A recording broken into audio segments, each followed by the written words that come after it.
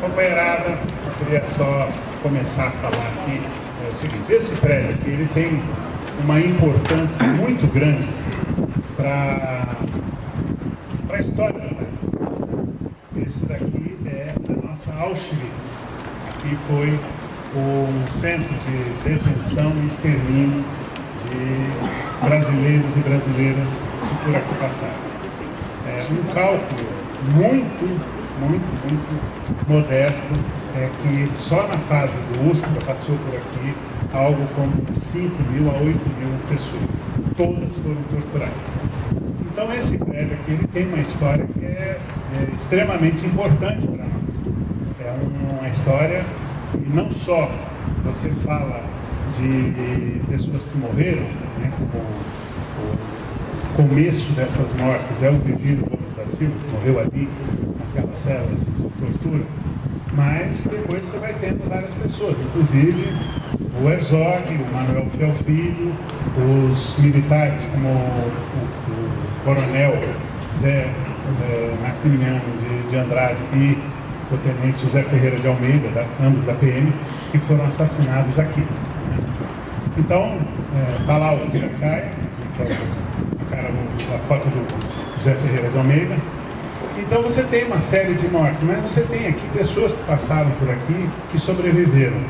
Algumas, como nós, passamos por torturas e quase fomos assassinados, escapamos da morte, mas você tem muita gente que passou por aqui que viveu esse inferno, inclusive os advogados, que eram os nossos advogados, né, que eram trazidos para cá e passavam 1-2 dias ouvindo tudo o que estava acontecendo para intimidar, né, e que não se intimidaram. Isso é muito importante a gente lembrar. A história desse prédio é também a história de pessoas que foram sequestradas, que eu vi isso, né? Eles tinham um negócio chamado ronda escolar, que não é o que a gente tem hoje da PM. A ronda escolar era quando eles não pegavam ninguém, né? Quando eu fui capturado em abril, tinha o pessoal da EBM, que era o Paulo Henrique, a Márcia Mafra, o Romeu, eles não aguentavam, não abriram mais ninguém. Aí, quando nós caímos, nós também paramos as quedas, e eles não pegavam ninguém. Aí eles faziam a ronda escolar, que era sair com as viaturas para ver as cercanias da PUC ou dentro da cidade universitária, olhando quem tinha aparência de esquerdista. Então, uma mulher mais despojada, com o cabelo solto, com uma bata, não sei o que, é terrorista, é óbvio. Né? Um homem com barba e bolsa, para eles era terrorista. Então, eles pegavam, traziam para cá, torturavam, e a pessoa dizia: eu não sei o que vocês estão falando, mas talvez o fulano saiba. Deixavam esse aqui, prendiam o outro e torturavam. Esse também dizia: não sei, mas talvez o outro. E assim, lá pelo 4º, 5º, nessa linha, o cara dizia: eu tenho alguma coisa porque alguém me deu um panfleto, esse daqui é apoio de tal organização. Aí os outros que estavam presos, isso eu vi, vou repetir, eu vi isso. Eles diziam: sabemos onde você mora, se você falar o que passou aqui dentro, nós vamos te matar e matar sua família. E a pessoa saía e nunca denunciou isso. Então isso não foi uma vez só, isso aconteceu várias vezes. Então esse tipo de coisa não há registro, não existe testemunho para dizer o nome dessas pessoas, porque só eles sabem. Então esse tipo de coisa é extremamente importante. Na arquitetura desse prédio ele tem vários momentos, né? A parte inicial, né, ela da delegacia, que teve o DOI-CODE aqui, que tinha essa parte aqui embaixo que era as celas, este lado aqui era o alojamento dos soldados, né, e em cima era rádio, análise, etc. e tal. À frente, só aquele bloquinho da frente, eram 2 ou 3 salinhas que mantinha a fachada de que aquilo era uma delegacia. Continua existindo, mas separado do resto. Agora, daqui o resto era tudo do DOI-CODE. E ali também, aquele primeiro andar, era o andar dos interrogatórios, com mesa, conversa, que era só entre aspas, apanhar ou choque elétrico. A tortura sistemática era em cima. que era aquela cela. Naquela cela, na segunda janelinha, era onde meu pai foi assassinado. Eu estava no outro lado, que era Pau de Arara, e ele estava na cadeira do dragão. Outros companheiros, eu acredito que o Virgílio tenha sido ali também, que aconteceu, né? Então, esse prédio aqui é um prédio que tem que ser mantido. Esse é um prédio que tem que ser preservado. Aquele prédio ali de trás, ele foi construído depois para abrigar o apartamento da família Ustra, que morava ali em cima. Ele morava ali e ele trouxe a mulher e as duas filhas para morar aqui. E eu via umas torturas todas. Isso não é talvez, isso tem registro dos próprios participantes do DOI-CODE. Em 71, quando nós fomos trazidos para cá, não existia aquela parte dali. No final de 71, começo de 72, aquela parte ali foi agregada, que é a parte do novo DOI-CODE. Uma rampa, onde tem aquela parte branca, tinha uma rampa que ligava. Aquela famosa foto da editora Abril mostra uma rampa, era ali que descia. E aí aqui era o pátio de manobras de carros. Quando eu e meu pai fomos trazidos para cá, nós entramos por ali e eles chegaram aqui e houve um espancamento, a minha e meu pai, nesse pátio. Tinha carros e tal. Era uma algema ligando o meu pulso ao do meu pai. A pancadaria foi grande, nós não só apanhamos, nós brigamos, nós saímos na porrada com eles. E foi tão violento o negócio que a algema se rebentou. Eu fui separado do meu pai, literalmente na porrada. Então meu pai foi trazido para cá brigando, batendo nos caras e apanhando muito, obviamente. Eu fui levado para lá, brigando e apanhando muito, obviamente, até que eles nos dominaram e nós fomos levados lá para cima, né? Lá em cima eu fui colocado no Pau de Arara, meu pai na cadeira do dragão. Meu pai ficou 2 dias seguidos sofrendo torturas de todo tipo. Eu fiquei ali, me tiraram algumas vezes porque eu abri um ponto frio. Eu abri o ponto com o Clemente, que era um ponto frio, voltaram e me arrebentaram de porrada porque isso era ponto frio, né? Ponto, era falso, né? Então não pegaram ninguém, né? Esse que está ali, aquela segunda foto, é o Otavinho, Otávio Gonçalves Moreira Júnior. Ele foi cobrir o ponto frio, né? E ele voltou ligeiramente enfurecido, me arrebentou de pancada e eu voltei para a tortura. Então essas figuras, né? Do lado dele, do lado de cá, era o capitão N. Pimentel Silveira. Era uma figura tão execrável que eles mesmos chamavam, apelidaram ele de nazistinho. Pra você ter uma ideia como o cara era bom. Era um assassino, era um psicopata que eles mesmos reconheciam assim. Tudo ele queria matar. Essas figuras reinaram aqui, né? Essas figuras reinaram e fizeram daqui a sucursal do inferno, como eles mesmos chamavam. Você está na sucursal do inferno. Não adianta reclamar. Aqui nós fazemos o que quisermos. Não adianta pedir para morrer. Nós vamos matar quando e se nós quisermos. Antes disso você vai sofrer. Era essa a fala deles. Então essa história toda que eu vivi, eu tenho certeza de que todos os outros companheiros que estão aqui, né? Fernando Casadei, o Celso Horta, o Adriano, várias outras pessoas, eu vi a Rose aqui, né?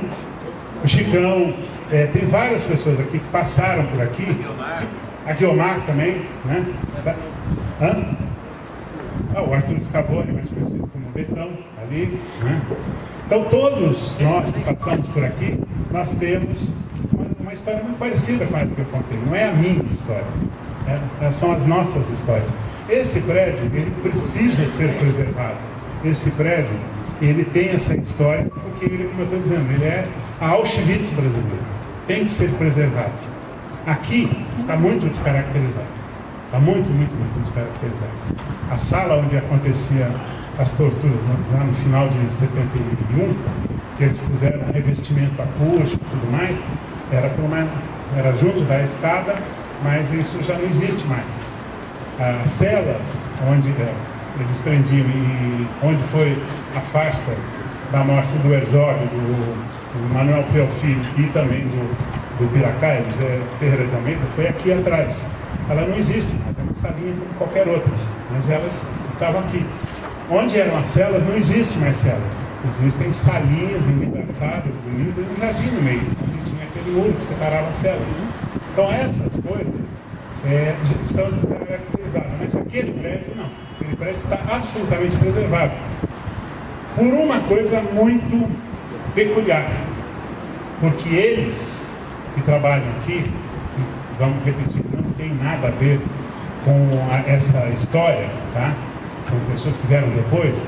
Essas pessoas que trabalham aqui ouvem fantasmas, que dizem que aqui tem fantasmas, que são os nossos companheiros que passaram por aqui, foram mortos aqui. Então, essa ideia de fantasma mostra que não é uma coisa do passado.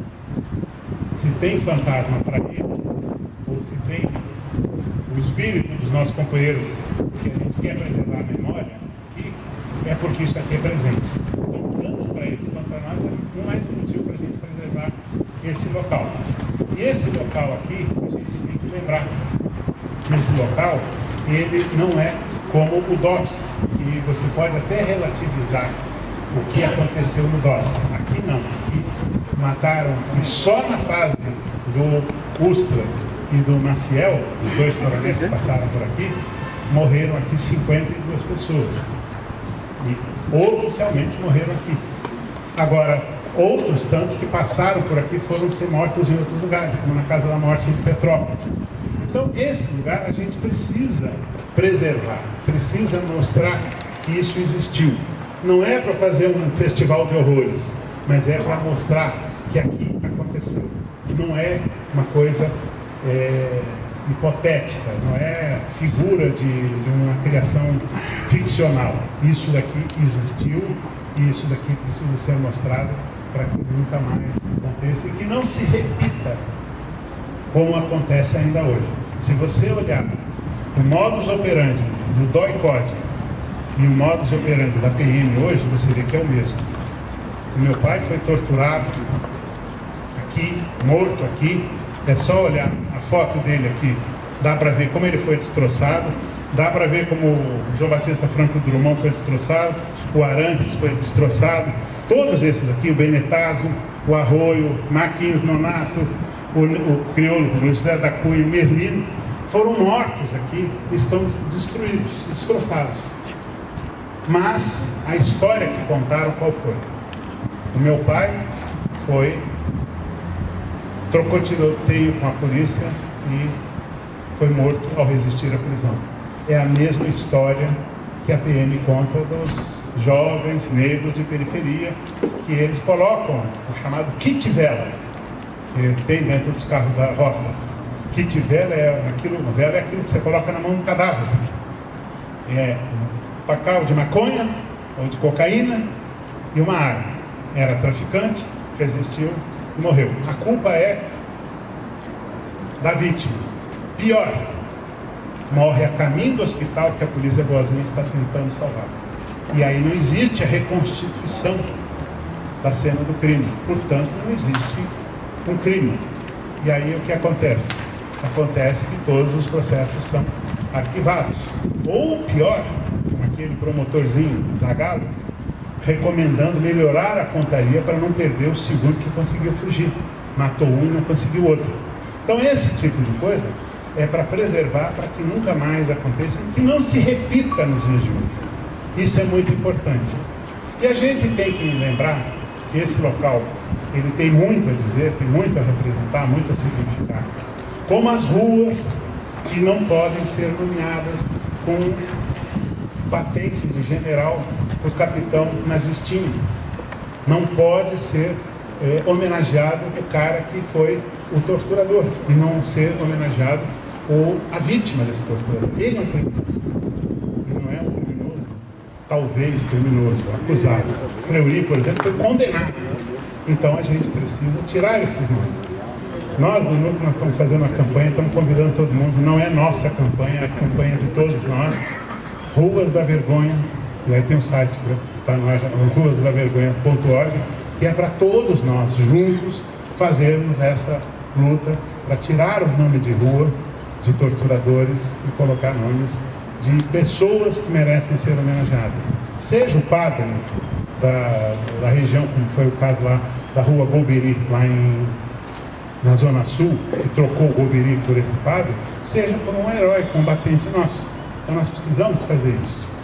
E essas Pode coisas... ser um frei e combatente nosso também. Exatamente. Né? Pode ser um frei combatente, como o frei Tito, como tantos outros companheiros. Então esse tipo de coisa é muito importante a gente lembrar. Que essa luta não é deste agrupamento ou daquele agrupamento. É de todos nós. Porque todos nós somos vítimas dessa direita fascista. Que no passado cometeu essas barbaridades e que no presente está fazendo o que está fazendo e pronunciando fazer de novo essas barbaridades. Então nós temos que parar essa gente, nós precisamos nos unir, nós precisamos, unidos, fortes, unidos, fazer isso parar. E aí um bom começo é a gente juntar para fazer um documento pedindo que esse memorial seja transformado, esse lugar seja transformado em memorial, porque foi tombado, um processo que está em meu nome, com apoio de várias organizações, o Núcleo, o Tortura Nunca Mais, Comissão de Familiares, o CONDEP, e tem mais uma quinta que eu nem lembro mais qual que é, que assinaram juntos. E a gente pede para fazer o tombamento. Foi tombado, a Débora deve estar por aqui, ela vai falar sobre isso, o que significou, e o processo foi avaliado pelo CONDEFAT e foi aprovado.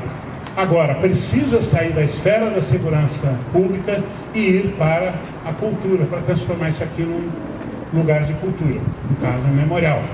A reclamação das famílias que moram no bairro, que aqui vai sair a delegacia, é negociável. A delegacia aqui, ela pode ficar no outro prédio, não há problema. Mas estes dois prédios aqui nós não abrimos mão. Isso é a nossa Auschwitz. Nós precisamos mostrar que aconteceu isso. A mesma coisa serve para todas as iniciativas que a gente tem. E eu acho que a gente tem que, unidos, fortemente unidos, deixar de lado as coisas que nos separam e juntos a gente fazer uma frente para poder transformar isso aqui e cobrar punição, cobrar que a direita volte para a casinha dela e seja colocada lá no seu devido lugar, para a gente não ter de novo que voltar a reclamar de desaparecimento, de torturas e assassinatos. Onde estão nossos desaparecidos? É a nossa primeira grande palavra de ordem. Agora, juntos, nós temos que fazer esse bom combate, transformando isso aqui num memorial, tirando o nome de rua e principalmente colocando homenagens aos nossos combatentes, nossos companheiros e nossos heróis, de todos os tipos, sem distinção de partidos, que hoje nós somos a esquerda. Era isso. Muito obrigado.